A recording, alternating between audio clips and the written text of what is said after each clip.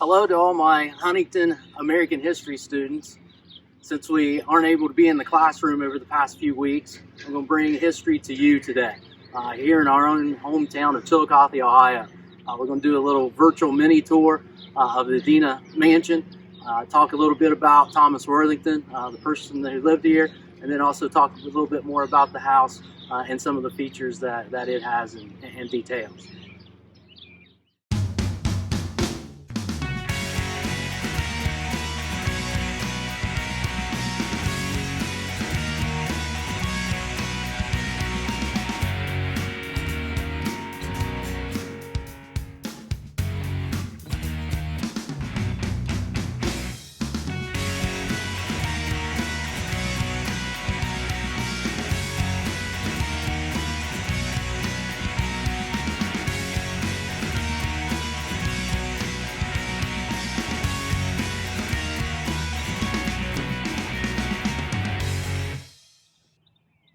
Here we're looking at the front of the Adena Mansion, home of Thomas Worthington. Why is he important? First of all, he was known as the father of Ohio's statehood. We covered in class the standard of the Northwest Ordinance, and you guys remember about Ohio being one of the 5 states that became part of the United States through that Northwest Ordinance. Well, this guy lived in this house here, Thomas Worthington, was a U.S. Senator during that time and was huge in Ohio becoming an actual state, and that's why he's known as the father of Ohio's statehood. Also, Thomas Worthington was our 6th governor of our state of Ohio also. The mansion that the Worthingtons lived in here was built in 1807. Ohio became a state in 1803. So this house is just about as old as Ohio, as long as Ohio's been a state. Here's an interesting fact about the house also. Benjamin Latrobe was the designer of this house for the Worthingtons. Benjamin Latrobe also was the architect for our U.S. Capitol in Washington, D.C.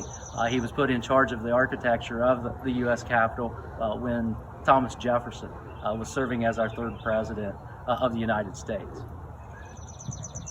As you can see, the mansion is made of stone. These stone walls are 22 inches thick.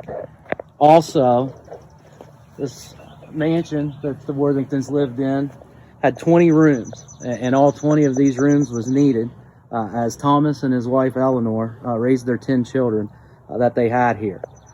Also, this house was part of 2,000 acres that Worthington owned. It was popular 200 years ago if you were wealthy enough to own large areas of land to name your estate.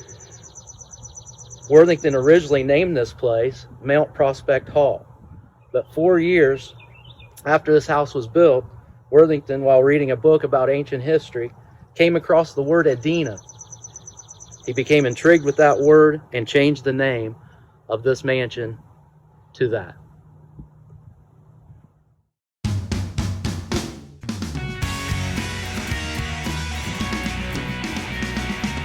Here's I bet you didn't know. The Adena Indian culture actually got its name from this place that Worthington lived here.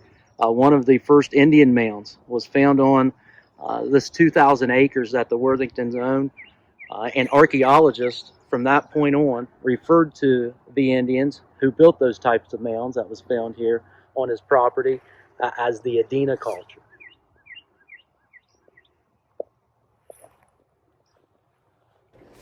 Everyday life over 200 years ago was a lot different than today.